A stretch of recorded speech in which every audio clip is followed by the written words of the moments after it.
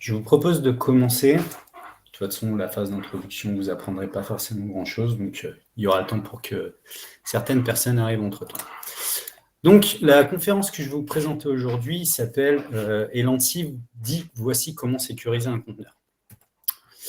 Pour commencer, je vais commencer par faire les présentations pour voir qui va intervenir dans cette conférence. Donc, le premier, c'est moi-même, votre interlocuteur. Donc, Yann Schepins, je suis tech lead chez OnePoint depuis maintenant 3 ans. J'ai à peu près 11 ans de carrière derrière moi. J'ai commencé par travailler plutôt dans le web, à développer des sites web, etc. Et petit à petit, je suis arrivé plus sur des couches de DevOps, plus sur de l'infra, sur de l'indus. Et je suis arrivé dans l'industrialisation tout simplement parce que j'avais la flemme de faire toujours la même chose. Donc, comment on fait pour automatiser tout ça ? Dans cette fibre-là, j'ai découvert Docker, en particulier sur la partie environnement de développement, parce que sur les phases précédentes, je faisais mes environnements de dev avec Vagrant, et autant vous dire que sur Windows, Vagrant, c'était pas ouf. Et même si Docker, c'est pas forcément l'idéal aujourd'hui, c'était un peu plus simple. Alors aujourd'hui, j'ai moins de problèmes, hein. Tous nos postes sont sous Linux. Donc Docker, c'est devenu une habitude, à tel point que maintenant, on va utiliser Docker en production. En parlant de lui, donc Docker, pour vous lire la description telle quelle de ce que c'est une plateforme ouverte pour le développement, le déploiement, l'exécution d'applications. Il permet d'embarquer, d'exécuter une application dans un environnement cloisonné appelé conteneur. On a eu une jolie présentation de Docker ce matin déjà. Je vous conseille d'aller la voir, c'était assez intéressant. Donc Docker, au-delà de la partie technique, c'est quand même une solution qui a un peu révolutionné notre métier. On ne va pas forcément se mentir sur ce sujet-là. Aujourd'hui, on le croise partout. Alors, c'est plus forcément du Docker aujourd'hui, mais en tout cas, la notion de conteneur et son usage dans nos métiers est devenu très présent, voire omniprésent. Après, je ne vais pas forcément épiloguer sur le sujet. Vous êtes sur des conférences autour du cloud. J'imagine que c'est des technos que vous connaissez un petit peu. Par contre, si vous ne connaissez pas, c'est évident que vous risquez d'être perdu pendant cette petite présentation. Avant de commencer, il y a 2-3 petites choses à savoir sur cette petite presse. On va parler de Docker Compose, mais on va parler de Docker Compose sur les versions précédentes. Je n'ai pas forcément eu le temps de remettre tout à jour avec la nouvelle version qui est sortie, qui est intégrée maintenant à Docker. Mais après, les principes restent à peu près les mêmes. Pareil, je ne vais pas forcément parler d'orchestrateur, mais les règles que je vais vous présenter sont applicables sur la plupart des orchestrateurs que vous avez l'habitude d'utiliser, en tout cas ceux du marché actuellement.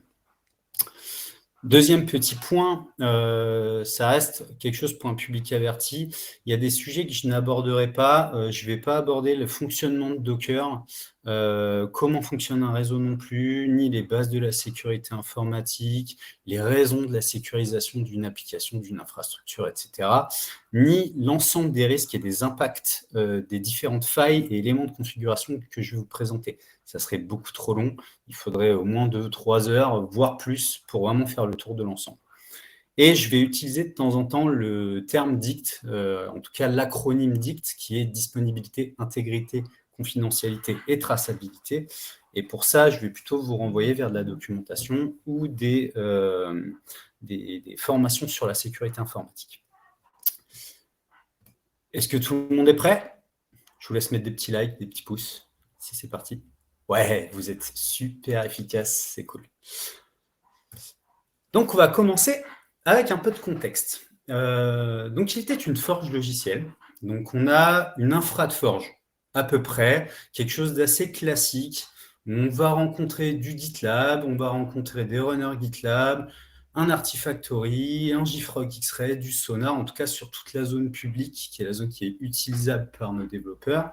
On a une petite zone privée avec du Teleport. Alors pareil, si vous ne connaissez pas, je vous conseille d'aller voir, c'est quelque chose qui peut vous intéresser, avec un Artifactory dédié, un GitLab dédié. Et tout cet ensemble-là est managé, enfin est suivi grâce à un Zabbix, une stack ELK, et on stocke les secrets dans un vault. Alors, les outils qui sont dedans sont pas forcément, il n'y a pas forcément d'intérêt de faire le tour, c'est juste voilà, poser un petit peu de contexte. Bon, il y a sûrement des choses à revoir dans ce schéma-là, mais ce n'est pas forcément le sujet. Tous ces outils-là, ils sont déployés sur des VM avec un Docker Compose à chaque fois. C'est une stratégie qui a été choisie. Je ne suis pas forcément en phase. Mais pour le client pour lequel je travaillais, pour qui on a mis ça, il ne voulait pas entendre parler d'orchestrateur. Donc la décision qu'on a prise sur l'infra, c'est un outil égale une VM avec un fichier Docker Compose dessus qui nous permet de gérer l'outil. Pour récapituler, un GitLab, c'est une VM, un Sonar, c'est une VM. Pour les runners, on en a plusieurs parce que c'est plus facile à gérer. Bref, vous avez un peu compris l'idée. Et bon, on a réussi à mettre du Docker en place et c'est déjà pas mal.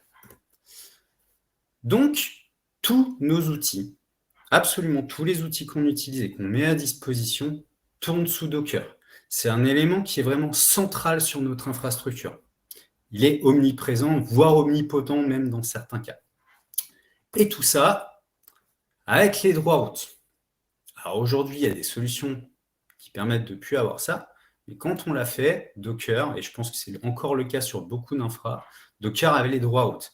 Donc, sur notre infra, on a un outil qui a accès à peu près à tout. Donc, il y a des petites questions, il y a quelques petites questions à se poser. Avant d'aller un peu plus loin, pourquoi Docker alors qu'on a des doutes et qu'on sait qu'on lui laisse la porte ouverte à toute l'infra? Alors qu'on est sur de la VM, on aurait très bien pu faire autrement. C'est pour les raisons assez classiques d'utilisation de Docker. C'est pour faciliter les déploiements, faciliter les mises à jour. Comme ça, on va pouvoir aussi standardiser les OS qu'on utilise sur notre infrastructure. On peut avoir des configurations qui sont portables. On peut reproduire notre infrastructure assez facilement. Bref, pour de la scalabilité, de la normalisation. Et évidemment, grâce à ça, c'est beaucoup moins galère pour tout automatiser. Bref, on connaît Docker, que ce soit moi personnellement, même c'est un outil qui est utilisé aujourd'hui quasiment partout, j'espère. On a quand même un niveau de confiance en l'outil qui est assez important. Il y a assez peu de remise en cause autour de son fonctionnement. On sait qu'il y a des petits trous de temps en temps, mais globalement, on a confiance dans l'outil. Mais comment est-ce qu'on fait pour être sûr que cette couche logicielle-là, elle est bien sécurisée, elle est bien configurée? On a tous des idées, on connaît plus ou moins des bonnes pratiques autour de la sécurisation de Docker, en tout cas de sa mise en place, surtout sur la partie build d'ailleurs, plus que le run. Donc voilà, mais on voulait aller un peu plus loin que nos connaissances de base. A priori, je pensais qu'il y avait un peu hachage de son. Bon, je continue. Bref, je disais, on a tous eu plutôt une bonne idée de comment faire les choses correctement, et voilà, on voulait aller un peu plus loin. En plus, l'infra et le client pour qui j'ai mis ça en place, peut manipuler des données un peu importantes, un peu sécurisées. Donc voilà, on a poussé le truc. Donc on a fait nos petites recherches. Et assez rapidement, finalement, on est tombé sur ce petit document qui est fourni par Nancy, qui est sur, le titre, c'est la recommandation de sécurité relative au déploiement des conteneurs Docker. Il n'est pas très long, il fait une quinzaine de pages, enfin réellement où il y a du contenu, il se lit plutôt bien, et en lisant ce document, on s'est rendu compte que la configuration de base de Docker, que ce soit du démon ou des conteneurs, c'était pas hyper sécurisé. Donc, ce que je vous propose, c'est de parcourir ensemble ce document. On va revoir les différentes règles. On ne va pas les revoir dans l'ordre. Je les ai organisées un peu différemment. On va commencer par les plus simples, celles qui sont plus faciles à mettre en œuvre. Et du coup, dans ces choses-là, on va parler de limitation de ressources, on va parler de permission de file system, on va faire un passage assez rapidement par les logs, on va parler de réseau, et à la fin, vous verrez la dernière partie. Dans mes notes, c'est marqué un truc étrange et effrayant. Vous allez voir, on va descendre assez loin. Donc, des plus simples, évidentes, aux plus complexes, voire certaines qui sont quasiment inapplicables. C'est parti. La première chose que une des premières choses que le guide nous dit, c'est de limiter la consommation de nos conteneurs, pour éviter que nos conteneurs consomment absolument toutes les ressources disponibles sur notre VM, dans notre cas, ou sur des nœuds, quand on est sur des orchestrateurs, etc. Parce que s'ils commencent à manger toutes les ressources, on va se retrouver avec un système qui est à l'arrêt ou qui fonctionne en mode dégradé. Donc, on va avoir des problèmes de dispo et tout ce que ça engendre. Donc, on va commencer en douceur avec les règles. Alors, vous verrez, les règles du document de l'ANSI portent toutes des numéros. Donc, ça va être R1, R10, etc. Avec des R1+, ou R1-, si c'est pour aller plus loin, ou si en mode dégradé. Et sur chacun des exemples que je vais vous donner, en tout cas sur chacune des règles, je vais essayer de vous mettre des exemples sous deux formats, un sur la ligne de commande Docker pure et un avec une configuration Docker Compose. Parce que vous allez voir les différentes options qu'on va rajouter petit à petit, les lignes de commande vont commencer à être vraiment très longues. Donc la première règle, ça va être de limiter l'utilisation de la mémoire de l'hôte pour chaque conteneur. Pour ça, on va avoir deux possibilités, on a deux options. La première, c'est --memory. Dans ce cas-là, on va poser une limite de consommation de mémoire. Et la deuxième, c'est --memory-swap, pour limiter aussi la consommation de la mémoire swap. Alors, de mémoire, par défaut, il n'y a pas de limite, il n'y a pas de mémoire SAP allouée au conteneur, ça peut se configurer. Par contre, une chose à savoir qui est très importante, c'est que par défaut, le démon Docker n'a pas de limitation de mémoire. Ça veut dire que si votre conteneur monte, il va bouffer absolument toute la mémoire de votre OS. La deuxième règle, c'est à peu près la même chose que pour la mémoire. La règle dit « Chaque conteneur doit être démarré avec une limite maximale d'utilisation du CPU ». Alors pour ça, vous avez plusieurs possibilités. La première, c'est que vous pouvez définir le nombre de CPU que le conteneur peut utiliser au maximum via l'option --CPU, comme il y a sur l'exemple sur Docker Compose ou sur Docker Run. Mais vous pouvez aussi utiliser des options un peu plus fines comme CPU période ou CPU quota, qui peut être intéressante. Nous, on a pris parti d'utiliser des pourcentages. On nous dit, le CPU, tu peux l'utiliser qu'à 50 ou 80%. Comme ça, on laisse au moins une petite marge pour notre OS. La règle suivante, là, on va commencer avec les gros mots. On va parler de contrôle groupe. Alors, petit rappel sur ce qu'est un contrôle groupe. Les contrôle groupes sont des fonctionnalités du noyau Linux qui permettent de limiter, compter et isoler l'utilisation des ressources. Donc, processeur, mémoire, utilisation de disque. Ces contrôle groupes-là permettent de créer des restrictions. Et quand on démarre un process, on peut lui dire tu fais partie de ce contrôle groupe-là. Ça permet d'avoir des configurations génériques qu'on peut assigner facilement au process. La règle dit « Chaque conteneur doit être démarré avec les contrôle groupes distincts de l'autre et donc sans l'option contrôle groupe-parent ». En gros, par défaut, Docker il va créer un contrôle groupe pour chaque conteneur. Ça fait partie des règles faciles à appliquer parce qu'il ne faut pas le faire. Donc, on n'essaye pas d'assigner des contrôle groupes au conteneur. Donc, voilà. OK. On en a terminé avec la partie limitation de la consommation. Donc là, l'objectif de ces règles-là, c'est d'éviter la surcharge du système. Pour plein de bonnes raisons, via la limitation de mémoire et la limitation de CPU. Et si on prend un peu de recul sur tout ça, ça peut aussi aider en termes d'éco-conception. Ça nous permet d'avoir une meilleure maîtrise de ce qui va se passer sur notre OS. Quelques petites choses à savoir quand même sur ces règles-là. Sur Docker, les configurations que vous allez fournir, que ce soit les memory limit ou memory swap, ce sont des configurations qui sont limitatives. Elles ne sont pas réservatives. Donc, vous pouvez très bien avoir 4 conteneurs configurés à 80% du CPU, par contre. Un peu le même principe que l'over-provisioning sur les hyperviseurs. Donc, faites quand même attention. Posez des limites généralement, on les pose pour éviter que notre conteneur vienne manger toutes les ressources. Par contre, ça ne veut pas dire que vous n'allez pas avoir une surconsommation si vous avez plusieurs conteneurs avec des limites hautes. Et deuxième point à savoir qui est assez subtil, enfin, pas subtil, mais étrange, quand vous utilisez Docker Compose en mode standalone, ça veut dire, par exemple, généralement sur vos environnements de dev, en mode solo sur une VM, ou en tout cas pas dans le cadre d'un Docker Swarm, utilisez bien la version 2. Parce qu'en fait, la version 3 n'est pas la suite de la version 2. La version 2, elle est faite pour fonctionner en mode standalone, et la version 3, elle est faite pour fonctionner avec Swarm. Donc, vous n'aurez pas forcément les options de limitation de CPU ou de RAM en mode standalone en version 3. Ce n'est pas exactement les mêmes confs. Donc voilà, standalone, version 2, avec Swarm, version 3. OK, donc on a fini avec cette partie-là.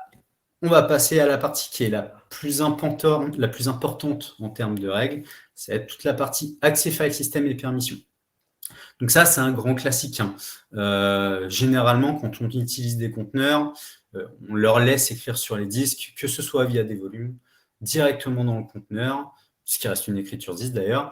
Après, on va voir qu'il existe quelques petites stratégies qui permettent de limiter ou supprimer ces accès disques. La toute première règle, c'est chaque conteneur doit être démarré sans partager les systèmes de fichiers sensibles de l'autre. On ne monte pas le système de fichiers racine, on ne monte pas les périphériques /dev, on ne monte pas /proc, /sys, et par conséquent, l'option privilège ne doit pas être utilisée. Pour ceux qui font du Docker in Docker, pour faire des builds par exemple dans leur CI, ça va à peu près ce quoi je parle avec le privilège.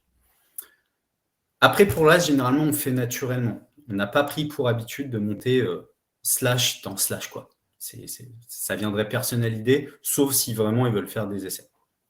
Donc, ça reste une règle assez facile à mettre en œuvre. La règle numéro 2, c'est restreindre l'accès au périphérique de l'hôte. La règle dit exactement si un conteneur doit être démarré avec un périphérique de l'hôte, celui-ci doit être ajouté au conteneur avec l'option -device et les options complémentaires RWM spécifiées pour en limiter l'accès au strict minimum. Ça, c'est si par exemple, vous avez quand même besoin d'un accès privilégié à un des devices, par exemple à un disque, au lieu de donner privilège d'eau complet, vous pouvez très bien lui donner un accès un peu particulier sur ce disque-là. Je vais vous dire honnêtement, moi, j'ai jamais utilisé ce cas-là. Je vois pas comment il pense. Je vois pas trop le use case, à part potentiellement si on a un conteneur qui veut essayer d'envoyer du son sur un casque USB. Enfin bref, un truc un peu étrange. Voilà, moi, ça m'est jamais arrivé. La règle suivante, là, on commence à rentrer dans les règles qui sont vraiment dures à appliquer.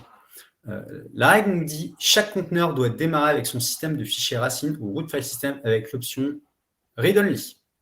Ça veut dire que votre conteneur n'a pas le droit d'écrire, tout simplement. Je ne parle pas forcément dans des volumes ou sur des binaries, c'est qu'il n'a juste pas le droit d'écrire sur le disque. Ça, potentiellement, c'est quelque chose que vous pouvez maîtriser quand c'est vous qui développez l'application et que vous containerisez votre appli. Mais comme vous pouvez l'imaginer, nous, dans notre infra, on a du GitLab, on a du Sonar, on a des trucs comme ça. On ne sait pas exactement comment ça fonctionne. Après, c'est l'idéal. On n'a plus besoin de gérer les ressources, on n'a plus besoin de limiter les accès disques. On est en read-only et ça marche très bien. Voilà, ça, c'est l'idéal. Si ce n'est pas possible, on va avoir la règle R12-, où dans ce cas-là, on va limiter l'espace de stockage de chaque conteneur. Ça reste c'est une option qui reste intéressante pour éviter d'avoir une explosion des écritures disques. Pour ça, on peut utiliser l'option Storage OPT, où on va lui dire, bah voilà, toi, en tant que conteneur, tu n'as le droit d'écrire que 10 gigas sur le disque. Ça va être intéressant si, par exemple, vous avez un conteneur qui doit écrire un peu de log et vous ne voulez pas que ça explose, ça peut être pas mal d'utiliser ça. La règle suivante, si c'est vraiment trop compliqué de limiter les permissions, que vous avez des outils que vous ne maîtrisez pas, vous ne savez pas trop comment le faire, une autre possibilité, c'est de monter en fait le répertoire varlib Docker. Donc ça, c'est la conf par défaut sur Debian, peut-être sur les autres bases Linux, mais ça, je ne pourrais pas vous l'assurer. En gros, en faisant ça, vous gérez, voilà, vous partitionnez, vous laissez Docker écrire, et sur une autre partition. Ça vous protégez votre système d'exploitation, protégez vos disques principaux. Donc voilà. Par contre, dans ce cas-là, s'il y a un conteneur qui commence à manger tout l'espace disque, évidemment, les autres vont avoir un autre problème. Vous ne pouvez pas bloquer une menace de déni de service de cette manière-là. Mais ça reste une sécurité intéressante. Une solution intéressante, en tout cas. La règle 13 nous dit les répertoires contenant des données non persistantes ou temporaires doivent être montés à l'aide d'un montage bind tempfs avec l'option mount type tempfs. Et il y a des options, tempfs size ou tempfs mode. Ça, c'est une solution idéale typiquement pour les répertoires de cache. Alors, pour ceux qui ne connaissent pas tempfs, en fait, on vient monter une partie de notre file system dans la mémoire vive. Comme ça, même si ça passe pour du file system pur, en fait, ça écrit dans la RAM. Ce qui est très intéressant, typiquement, je parlais pour les caches, c'est qu'au-delà de du côté sécurisation, c'est surtout qu'en termes de performance, ça peut être une très bonne solution. Si vous avez des caches fichiers et que vous mettez ça dans de la RAM, c'est génial. Votre appli, même si elle ne supporte pas le fait de mettre en cache dans de la RAM, au moins vous pouvez le faire via cette solution.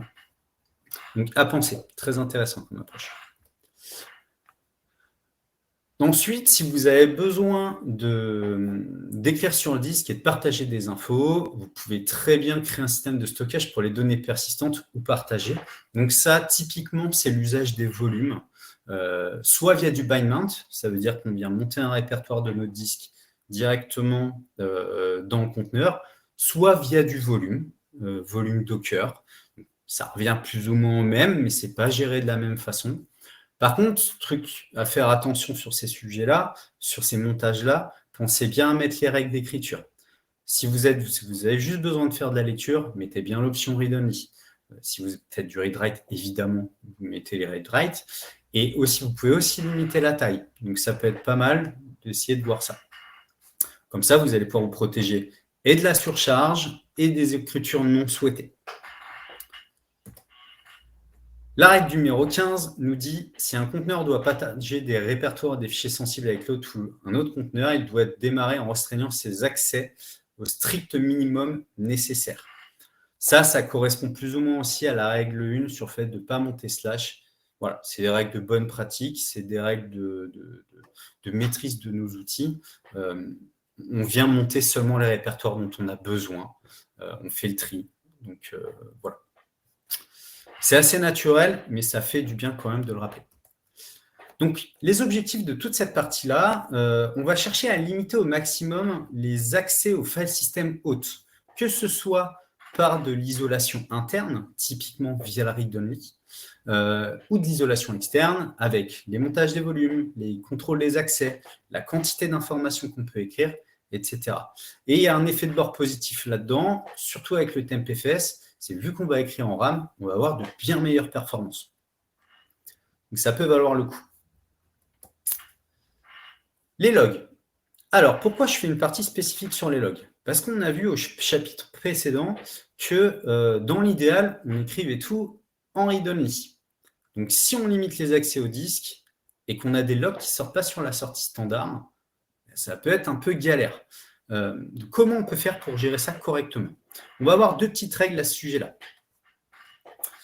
La première, ça va être d'exporter les journaux avec Docker. Donc, si vos conteneurs ou vos images sont plutôt bien configurés, normalement, il va sortir les logs sur la sortie standard. Un truc qui est très intéressant avec Docker, c'est qu'en fait, on peut lui dire, au lieu de sortir sur la sortie standard, tu vas plutôt sortir sur autre chose. C'est ce qu'on appelle les log drivers. Donc, on va regarder rapidement les différents types de log drivers qui existent. On va juste faire une passe rapide.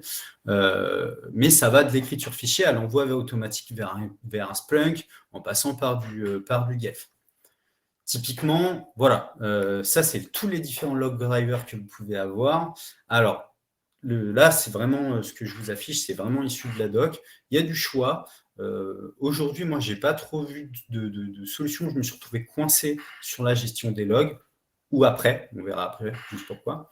Mais voilà, pensez à ça, ça peut être pratique. Le mieux étant évidemment l'envoi direct vers un service de collecte. Nous, typiquement, on utilise le driver Gelf pour envoyer vers notre Logstash, ce qui est beaucoup plus simple. Si vous ne pouvez pas, si votre application ne sort pas les logs sur la sortie standard, ce qu'on peut faire, c'est essayer d'exporter les journaux depuis l'intérieur du conteneur. En gros, on va laisser notre application gérer l'envoi des logs.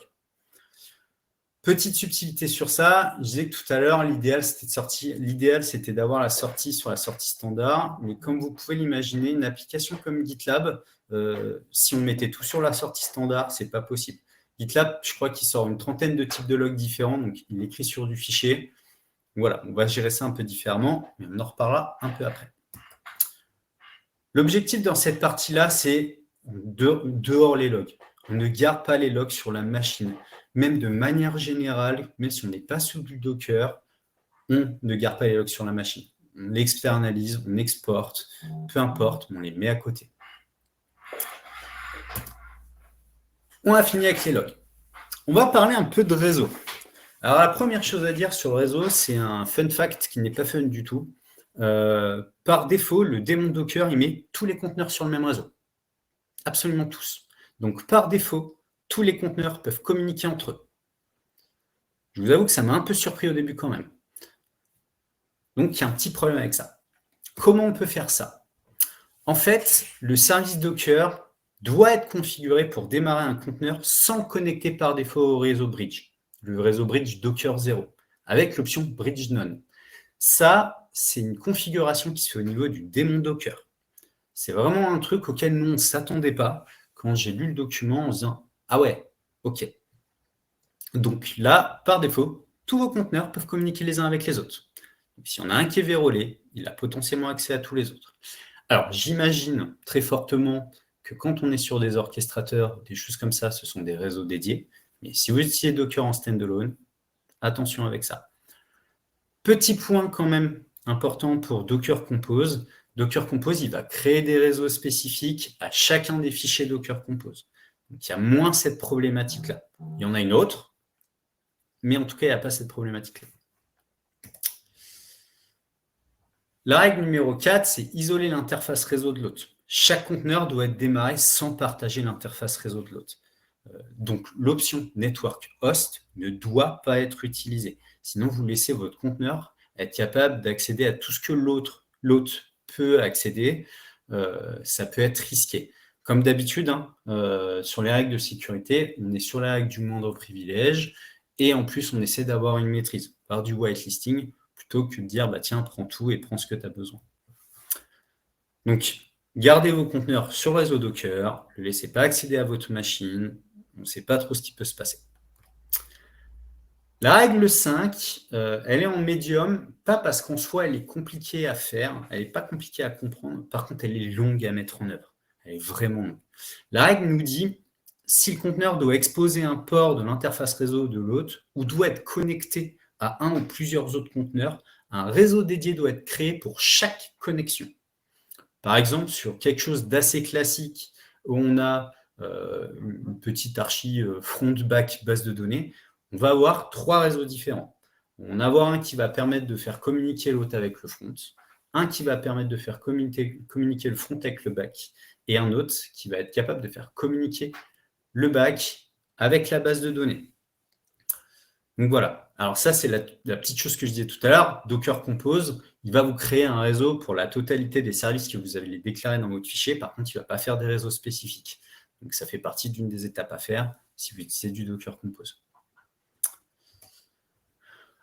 Un petit exemple de conf. Alors, il manque des petites choses dessus parce que voilà.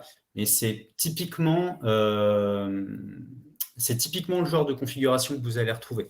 Là, par exemple, on a un Artifactory qui est derrière un Nginx. Ben, on va voir, on a nos 2 services. On voit qu'on a 2 réseaux qui sont créés, Artifactory Front, Artifactory Internal, alors avec le Internal True. Par contre, ce que ça veut dire, c'est que Artifactory n'aura pas d'accès à Internet. C'est un autre problème. Mais voilà, donc on a notre réseau Nginx qui est connecté avec notre autre, puis on a un autre petit réseau entre Nginx et notre Artifactory. L'objectif sur toute cette partie réseau, c'est d'isoler la totalité. Voilà, on isole vraiment la communication des conteneurs les uns avec les autres, on les isole par rapport à l'autre, et surtout on whitelist les connexions. On fait des connexions réseau dédiées. Je vais boire un petit coup parce que juste après, on attaque la partie la plus étrange et complexe des règles. Donc là, on va parler des limitations kernel et autres petites joyeusetés. On va parler de capabilities, de namespace, d'éléments de configuration qui vont vraiment nous permettre d'isoler Docker, en tout cas nos conteneurs, du reste du système. Avant d'aller parler des règles, on va quand même faire des petites révisions. J'imagine qu'il y en a certains d'entre vous qui connaissent bien ça, mais moi je vous avoue que quand j'ai lu les règles, je me suis dit, je vais peut-être aller regarder de quoi il s'agit, parce que je ne m'en rappelais pas. Donc les namespace systems, c'est quoi? C'est une fonctionnalité du noyau Linux qui partitionne les ressources du noyau, de telle sorte qu'un ensemble de processus voit un ensemble de ressources, tandis qu'un autre ensemble de processus voit un ensemble différent de ressources. En gros, il y a un partitionnement des ressources et des process n'ont accès qu'aux informations, en tout cas aux trucs des namespaces, au sein d'un même groupe. Donc, par défaut, avec Docker, on a des namespaces qui sont spécifiques à chaque conteneur. Alors, vous allez voir, au final, quand on commence à connaître Docker, on s'en rend compte assez rapidement. Le namespace spécifique à chaque conteneur, le MNT par exemple, avec les points de montage du file system, quand vous regardez les points de montage de votre hôte et ceux de votre conteneur, ce ne sont pas les mêmes. Vous faites un mount par exemple. Pareil pour les ID des process, on a des ID différents entre le conteneur et l'hôte. Pareil pour les interfaces réseau, les canaux de communication interprocess et le namespace UTS. Donc ça, c'est de la résolution de nom de domaine list. Je ne me rappelle plus exactement ce que c'est. Petit truc intéressant, le namespace IPC. Typiquement, moi, je ne voyais pas trop l'usage de ce genre de cas. Alors, je ne comprenais pas trop pourquoi on abordait ce sujet-là. J'en ai parlé avec un collègue qui, lui, fait du calcul d'image avec des cartes graphiques, etc., via du CUDA, enfin bref. Et eux ont besoin d'accéder, en fait, d'avoir des canaux de communication interprocess entre le conteneur et l'autre. Nous, typiquement, on n'en a pas besoin, généralement, quand on fait du web ou des choses dans ce genre-là. Mais quand on commence à descendre un peu bas, il y a des choses à comprendre autour de ça. Ensuite, on a des namespaces qui sont partagés avec l'autre. Le plus classique, c'est le namespace user ID. On a tous eu cette petite surprise quand on faisait des bindments typiquement, où on avait des user ID, on avait des ID qui étaient identiques, même si on avait des noms d'utilisateurs différents. Pareil, le namespace sur les control group, c'est le même. Il y a la même liste de control group, c'est les mêmes types de control group. On pourrait en faire d'autres. Mais comme on a dit, les control group, on en a parlé un peu avant. Voilà. On n'y touche pas trop. Et évidemment, on a le namespace time qui est partagé avec l'autre. Sinon, ça serait un peu le foutoir. Hein. Il faudrait re-régler l'heure sur chacun de nos conteneurs. C'est pas pratique. Donc voilà pour les révisions autour des namespaces. Les règles. Chaque conteneur doit être démarré avec les namespaces PID, IPC, UTS distincts de l'autre et des autres conteneurs, et donc sans les options PID, IPC et UTS. Alors, IPC, comme je vous ai fait ma petite parenthèse tout à l'heure, sauf des cas très particuliers. Mais sinon, vous ne touchez pas à ces règles-là. Il est déconseillé d'utiliser namespace hôte dans les conteneurs. Typiquement, si vous vous amusez à partager namespace PID, ça veut dire que vos conteneurs pourraient potentiellement tuer des process de votre hôte. C'est risqué. Je pense que vous l'entendez tous, c'est vraiment risqué. Et vous ne voulez pas ça. Je pense que le use case est extrêmement rare. Voilà, évitez au maximum. Une règle qui est un peu complexe nous dit le service Docker doit être configuré pour démarrer tous les conteneurs avec un namespace user ID distinct de l'autre et des autres conteneurs avec l'option userness remap. Alors, ça peut être en ligne de commande ou en fichier de configuration. Et cette configuration doit s'accompagner d'une interdiction de créer de nouveaux namespace user ID à l'intérieur du conteneur. En gros, vous allez remapper tout ce qui se passe dans votre conteneur, en tout cas tout ce qui est attrait à l'utilisateur de vos conteneurs, sur un autre utilisateur. Ça, c'est bien dans l'idée, parce que du coup, il n'y a pas du tout d'interaction et de conflit entre vos users hôtes et votre user conteneur. Par contre, à partir du moment où vous commencez à faire des bind mounts et faire un peu de gestion de permission, où vous avez des fichiers qui sont partagés sur l'hôte, là, ça commence à être touchy. Ça commence vraiment à être compliqué. Parce que du coup, les ID des utilisateurs que vous manipulez dans le conteneur ne sont pas du tout les mêmes que ceux de l'autre. Donc voilà. C'est pour ça que cette règle est en difficile. L'idée est bonne, mais la mise en pratique n'est pas forcément évidente. Pour aller un peu plus loin sur cette règle-là, la règle nous dit sur les systèmes Linux à base de Debian, la configuration système kernel unprivileged user namespace clone doit être égale à 0. Alors par chance, c'est la valeur par défaut, pour restreindre la création d'un namespace user ID au seul utilisateur root. En gros, on ne laisse pas les autres utilisateurs créer des namespace user ID. Donc ça, pareil, c'est une règle qui est indiquée en hard, parce que j'imagine que les personnes qui modifient cette configuration par défaut doivent avoir des bonnes raisons. Mais sinon, dans la plupart des cas, on ne touche pas non plus. On laisse cette règle par défaut, elle fonctionne très bien comme ça.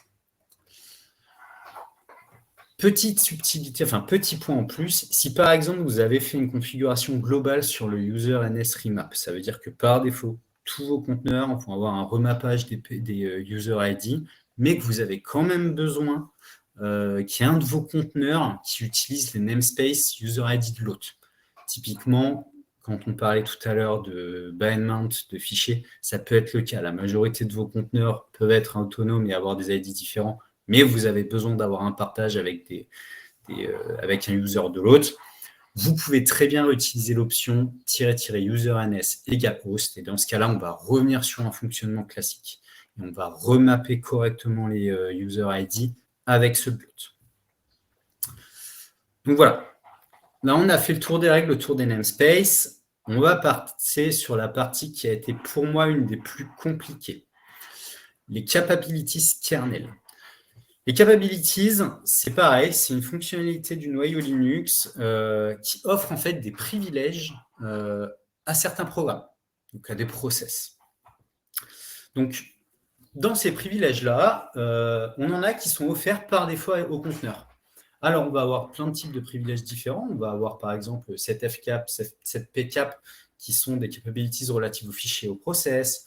On va avoir le capchon qui autorise un process à faire une modification de propriétaire de fichier. Le capnetrow, si je ne me trompe pas, ça va permettre d'allouer, de pouvoir bloquer les ports de 0 à 1024. Voilà, il y a tout un tas de capabilities qui sont offertes par défaut au conteneur. Celles-ci sont celles voilà, qui sont données par défaut. Alors, il y en a plein d'autres qui existent. Je vous laisserai faire le tour. On va surtout se focaliser sur celle-ci. La première règle, qui est franchement la plus dure, c'est interdire l'utilisation des capabilities. En gros, on dit à nos conteneurs, bah, vous ne pouvez rien faire. À part exécuter votre process, vous ne pouvez rien faire d'autre. Sur des outils que vous ne maîtrisez pas, comme c'est mon cas, comme c'est notre cas avec notre infrastructure, c'est hyper risqué. Par exemple, avec GitLab. Dites à GitLab qu'il n'a pas le droit de faire de la manipulation de fichiers ou faire des chon, je pense qu'il ne démarrera pas du tout. Donc voilà, c'est un travail qui est un peu compliqué. Donc ce qu'on va faire, c'est qu'on va suivre la règle R8-, c'est qu'en fait, on va démarrer les conteneurs avec seulement les capabilities qui sont strictement nécessaires et non sensibles. Donc on va faire notre cap drop all, par contre après on va faire un cap add avec nos capabilities dont on a besoin. Et là, c'est pas drôle, mais c'est du die and retry. On lance le conteneur avec un cap drop all, on voit si ça démarre, on lit les messages d'erreur. Et on rajoute les capabilities petit à petit. C'est un travail qui est très très long à faire. En plus, aujourd'hui, il n'y a pas de recette magique pour trouver les bonnes capabilities. Si les logs sont pourris, on ne trouvera pas et on ne comprendra pas pourquoi ça ne marche pas. Il faut tester si le service fonctionne et rajouter les capabilities jusqu'à ce que ce soit OK. La seule image Docker que j'ai trouvée dans notre infra qui fournit la liste des capabilities nécessaires, étonnamment, c'est SonarQube, qui nous dit, pour fonctionner, j'ai besoin de tel cap, tel cap, tel cap, tel cap. Donc voilà. L'objectif avec les règles qu'on vient de voir, la partie namespace et la partie capabilities, c'est de restreindre au maximum les interactions que les conteneurs peuvent avoir avec le système. Là, on vient limiter vraiment ce que les conteneurs peuvent faire, mais niveau noyau Linux. On va vraiment très loin dans l'approche. Par contre, on a une maîtrise complète de ce qu'on fait. On a fini. On a fini avec les règles. La dernière partie était peut-être un peu touchy, je vous l'accorde. Donc voilà. Donc là, vous pouvez souffler un peu plus, moi aussi d'ailleurs. Ce qu'on va regarder, c'est qu'on va regarder un peu comment on a mis en application toutes ces règles-là. Parce que la théorie, c'est bien, les idées sont bonnes.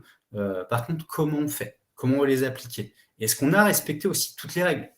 Est-ce qu'on a pu tout mettre en place? Alors, spoiler alert, non. Hein. On va voir pourquoi.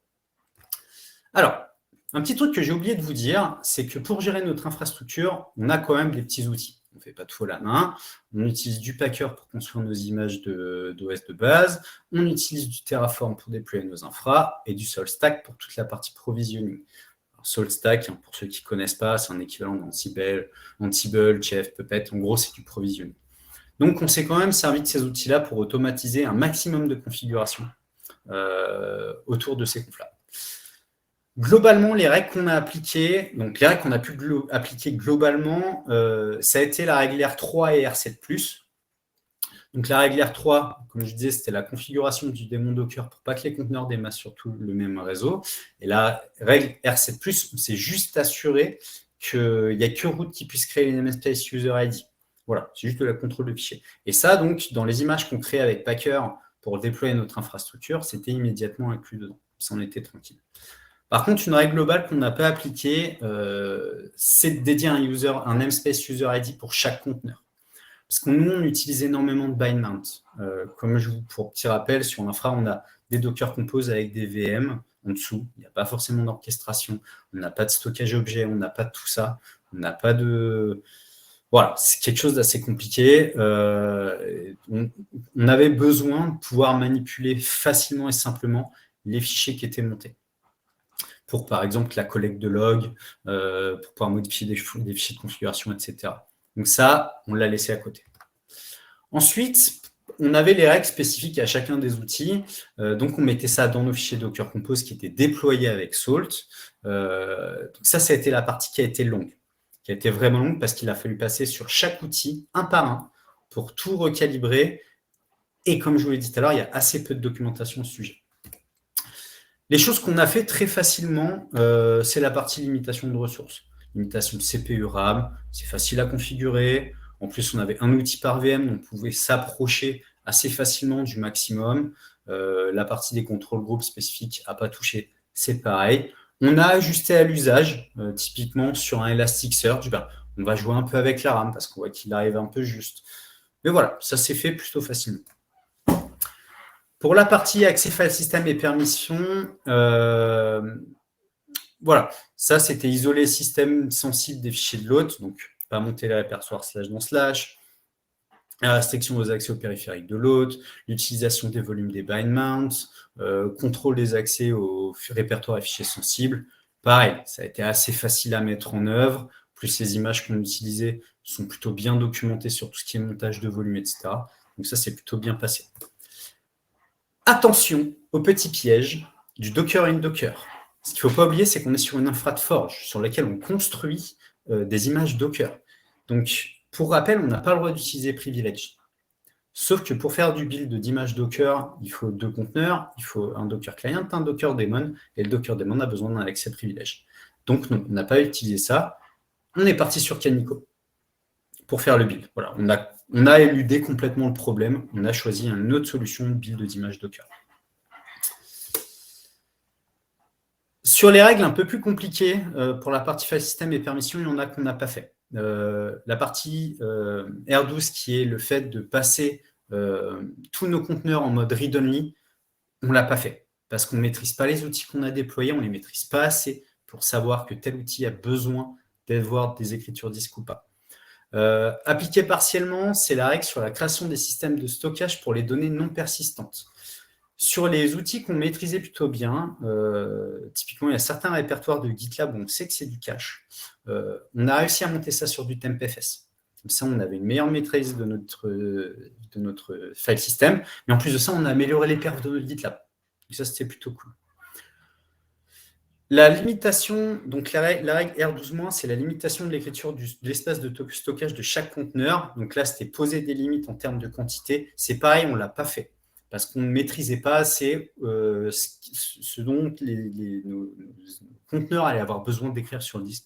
Donc, on n'y a pas touché. Et en plus, nous, on a monté, nos volumes sont montés sur des partitions dédiées, qui sont beaucoup plus grosses, qui sont dédiées à ça. Donc, ça, on est tranquille. Et la règle R12-, c'était monter le répertoire variable Docker dans une autre partition.